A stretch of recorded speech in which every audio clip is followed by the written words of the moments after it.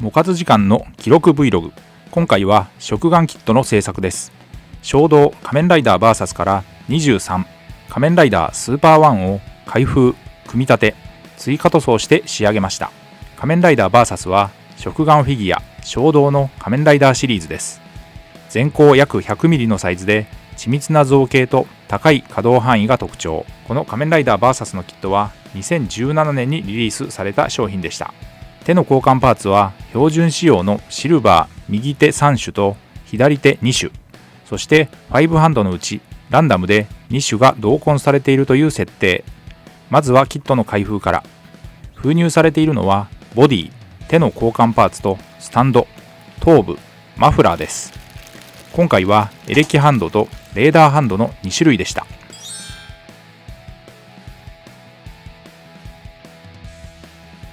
組み立てます。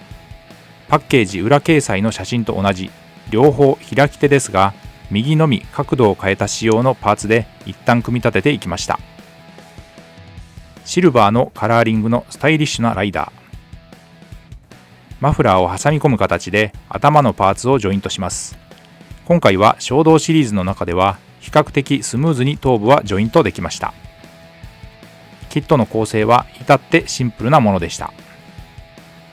使用しない手の交換パーツはスタンドに収納し、脚部を連結して台座にして自立させることができます。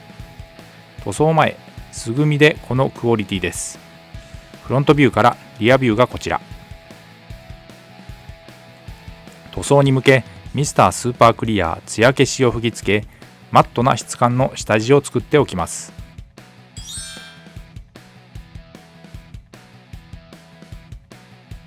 続いて追加塗装です。まずはベース塗装です。パレホのゲームカラーエルフィックフレッシュというカラーを使いました。追加で色分けする箇所に塗っていきます。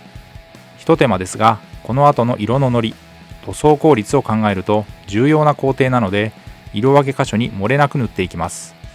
下地が乾燥の後、モデルカラーのブロンズから塗装をスタート。エレキハンドの一部に。モデルカラーはファレホの筆塗りのスタンダードです。色数も多彩、仕上がりはマットな表面の質感になります。速乾、無臭、均一で色ムラが出にくい、水溶性、これらが何といってもファレホの魅力です。続いて赤です。ゲームカラーのブラッディレッド。青です。ゲームカラーのマジックブルーです。レーダーハンドにも塗装箇所がありました。緑、こちらはモデルカラーのライトグリーンです。下デルカラーのベース、レトリビューターアーマーを使いました。ベルトの側面、ハンドボックスなどゲームカラーのシルバーを使いました。脚部にも一部使用しています。黒、ゲームカラーのブラック、レーダーハンドの一部、ベルト、サイクロードなどに使いました。使用した筆は基本は模型塗装用の面相筆です。面積の広い箇所にはハケ、ブラシの類で一気に時短させながら塗っていきました。この塗装で用いた塗料はこちら。塗装に要した時間は約40分でした。質感を高める工程で、まずはメタリックの部分に液体塗料を上塗り。下デルカラーのシェード、ナルンオイルという塗料です。下デルカラーはホビー用の水性アクリル塗料。塗料の食いつきも良く、隠蔽力が高いので、下地の色を気にせずに塗ることができます。イギリスのゲーム制作会社、ゲームズワークショップが販売しているマットな質感の水性塗料です。仕上げに表面をマットな質感にします。下デルカラーテクニカル、特殊効果表現の塗料種からストームシールドという液体塗料を使いました。粘性が高い塗料ゆえ、水で溶いて薄めて塗っていきました。塗装後は水性トップコート、艶消しを全体に吹き、乾燥させて完成です。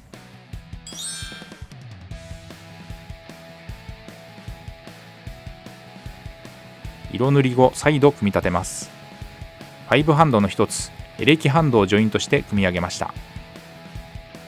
仮面ライダースーパーワンは昭和ライダー9人目にカウントされる仮面ライダー。1980年10月から約1年のテレビ放映でした。スーパーワンとは惑星開発用改造人間第1号を指すコードネーム。沖和也がドグマ王国と戦う物語でした。塗装後のフロントビューからリアビュー。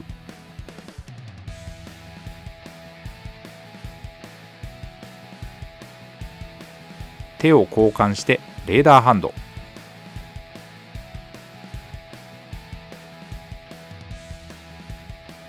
そして標準仕様の手のパーツにて。